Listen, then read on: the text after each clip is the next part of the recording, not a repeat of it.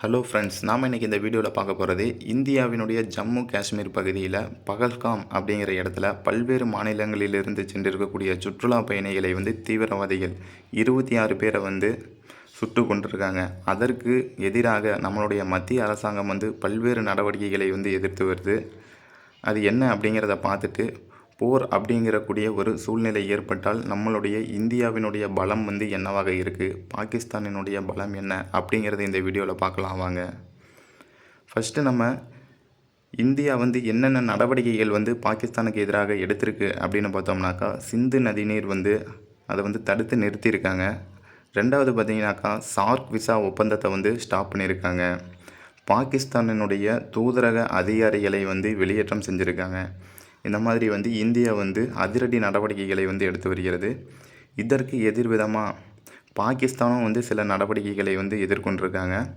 அது என்ன அப்படின்னு பார்த்தோம்னாக்கா, பாகிஸ்தானினுடைய வான்வெளியை இந்திய விமானங்கள் பறக்கிறதுக்கு தடை விதிச்சிருக்காங்க.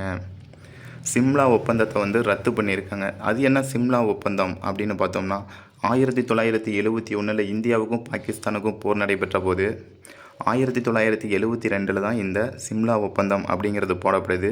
இதனுடைய நோக்கம் என்ன அப்படின்னு பார்த்தோம்னாக்கா, பாகிஸ்தானியர்களும் சரி இந்தியர்களும் சரி எல்லை கட்டுப்பாட்டை மீறக்கூடாது அப்படிங்கிறது தான் அதனுடைய நோக்கம். இப்போ அந்த ஒப்பந்தத்தை அவங்க ரத்து செஞ்சுருக்காங்க. ஓகே, இராணுவ பலம் அப்படின்னு பார்க்கும் பொழுது எந்த நாடு வலிமையாக இருக்குது அப்படிங்கிறத நம்ம பார்க்கலாம் வாங்க.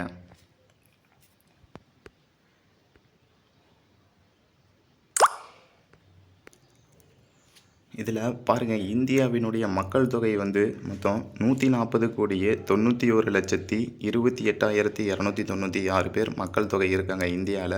பாகிஸ்தானினுடைய மக்கள் தொகை அப்படின்னு பார்க்கும் பொழுது 25,23,63,571 பேர் மக்கள் தொகை இருக்காங்க.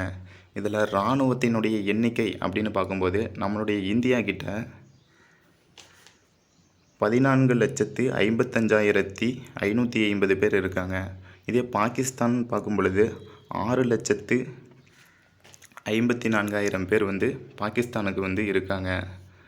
ரெண்டாவது பாருங்கள், ரிசர்வில் உள்ள வீரர்கள். இந்த ரிசர்வில் உள்ள வீரர்கள் அப்படின்னு நம்ம பார்க்கும் பொழுது போர் ஏற்படக்கூடிய சமயங்களிலோ அவசர காலங்களிலோ உடனடியாக இவங்க களத்தில் இறங்கிடுவாங்க. அந்த மாதிரி ஆட்கள் தான் இவங்க. நம்மக்கிட்ட 11,55,000 பேர் இருக்காங்க. ரிசர்வில் உள்ள வீரர்கள்னு பார்க்கும் பொழுது பாகிஸ்தானிடம் 5,50,000 வீரர்கள் மட்டுமே இருக்காங்க.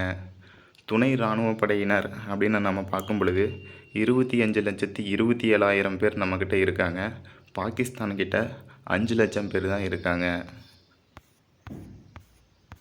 அடுத்தது விமானப்படை அப்படின்னு நம்ம பார்க்கும் பொழுது மொத்த விமானங்கள் எவ்வளவு இருக்குது அப்படின்னு இந்தியாவிடம் 2,229 விமானங்கள் இருக்குது.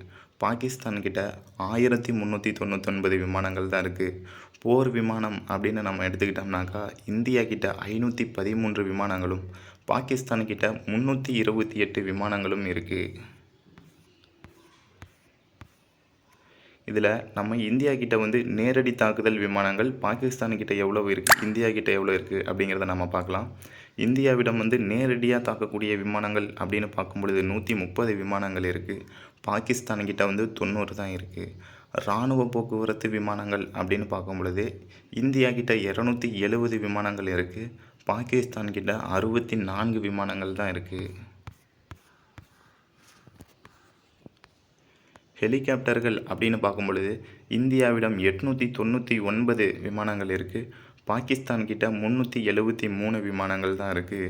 தரைப்படை இராணுவ டேங்குகள், அதாவது பீரங்கின்னு சொல்லுவோம் இல்லையா, இந்தியா கிட்ட 4,201 பீரங்கிகள் இருக்குது. பாகிஸ்தான்கிட்ட 2,627 பீரங்கிகள் தான் இருக்குது. கவச பீரங்கி வாகனங்கள் அப்படின்னு பார்க்கும் பொழுது இந்தியா கிட்ட 1,48,594 இருக்குது. பாகிஸ்தானிடம்னு பார்க்கும் பொழுது 17,516 தான் இருக்குது.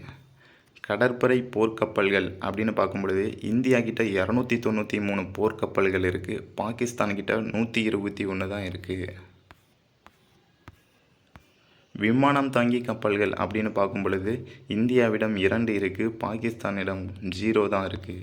நீர்மூழ்கி கப்பல்கள் அப்படின்னு பார்க்கும் பொழுது இந்தியாவிடம் 18 நீர்மூழ்கி கப்பல்கள் இருக்குது. பாகிஸ்தான்கிட்ட 8 தான் இருக்குது.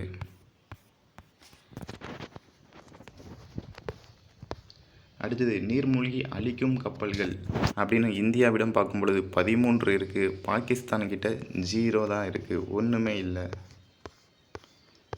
அதே மாதிரி நம்மளுடைய இந்தியா எந்தெந்த மாதிரியான ஏவுகணைகளை வச்சுருக்கு அப்படின்னு சொன்னோம்னா, தரையிலிருந்து தரையை தாக்கக்கூடிய பிருத்வி, அக்னி, பிரம்மோஸ் இந்த ஏவுகணைகள்லாம் இருக்குது. இந்த பிருத்வி, அக்னி அப்படிங்கிறது நம்மளுடைய இந்திய ஏவுகணை நாயகன் என்று அழைக்கப்படக்கூடிய முன்னாள் குடியரசுத் தலைவர் டாக்டர் ஏபிஜே அப்துல் கலாம் அவர்களால் உருவாக்கப்பட்டது தான் இந்த பிருத்வி, அக்னி.